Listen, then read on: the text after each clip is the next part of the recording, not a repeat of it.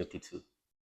In 1 Timothy, Paul reminds us, we come in this world with nothing, and when we leave, we can't take anything with us.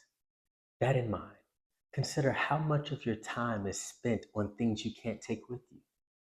Food, trips, houses, cars, money, none of these things can you take into the next life.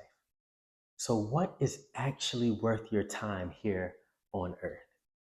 The Lord Jesus tells us in the book of Matthew, the harvest is plentiful, but the laborers are few.